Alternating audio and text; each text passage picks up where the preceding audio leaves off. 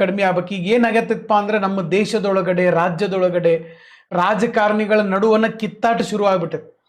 ಅವ್ರನ್ನ ಇವ್ರ ಜೈಲಿಗೆ ಹಾಕ್ಸೋದು, ಇವ್ರನ್ನ ಅವ್ರ ಜೈಲಿಗೆ ಹಾಕ್ಸೋದು, ಅವಕ್ಕೆ ಅವ್ರದ್ದೇನೋ ಒಂದು ಆಡಿಯೋ ರಿಲೀಸ್ ಮಾಡೋದು, ಅವ್ರದ್ದೇನೋ ಒಂದು ವಿಡಿಯೋ ರಿಲೀಸ್ ಮಾಡೋದು, ಇವ್ರದ್ದು ಮಾಡೋದು, ಬರೀ ಇವೇ ನಡೆದವು.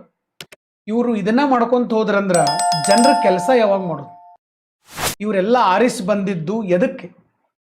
ಯಾಕಂದ್ರೆ ಇವತ್ತು ಕೇಸ್ ನಡೀತೈತಂದ್ರೆ ಇವೆಲ್ಲ ಸರ್ಕಾರದ ವೆಚ್ಚದಲ್ಲಿ ಕೇಸ್ ನಡೀತಾವ. ಕೋಟಿ ಗಂಟ್ಲೆ ದುಡ್ಡು ಖರ್ಚಾಗ್ತದೆ, ಹೌದಾ? ಅನಾವಶ್ಯಕ ಇದು. ಸೊ ಹಿಂಗೆ ಹಾಕ್ಕೊಂತ ಹೋತಂದ್ರೆ ದ್ವೇಷ ರಾಜಕಾರಣ ಮಾಡ್ಕೊಂತ ಹೋದ್ರೆ ಜನರ ಕೆಲಸ ಯಾರು ಮಾಡೋರು?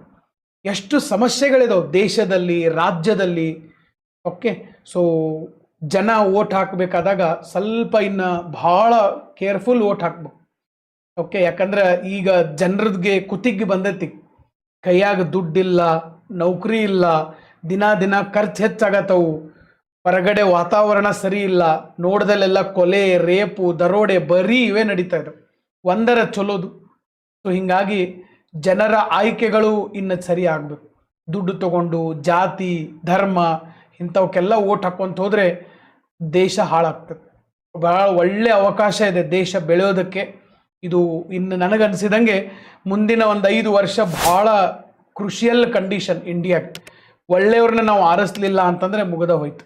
ಬಹಳಷ್ಟು ಜನ ರೌಡಿ ಶೀಟರ್ಗಳೆಲ್ಲ ಇವತ್ತು MLA MP ಆಗ್ತಾ ಇದ್ದಾರೆ, ರೌಡಿಗಳೆಲ್ಲ ಆಗ್ತಾ ಇದ್ದಾರೆ.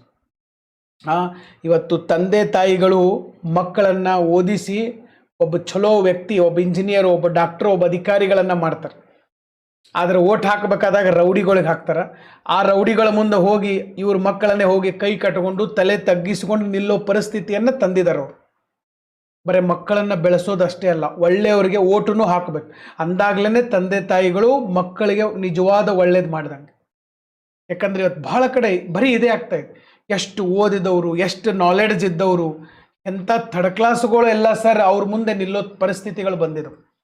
ಓಕೆ, ಇದನ್ನು ನಮ್ಮ ಸಮಾಜ ಮಾಡಿದೆ, ಅವರೇ ಅದನ್ನು ತಿದ್ದಬೇಕು. ಇಲ್ಲ ಅಂದರೆ ದೇಶ ಅಧೋಗತಿಗೆ ಹೋಗ್ತದೆ. ಟಿವಿಯಾಗ ಪೇಪರ್ನಾಗ ಅದು ಇದು ಹೇಳ್ತಾರೆ, ಅವೇನಿಲ್ಲ.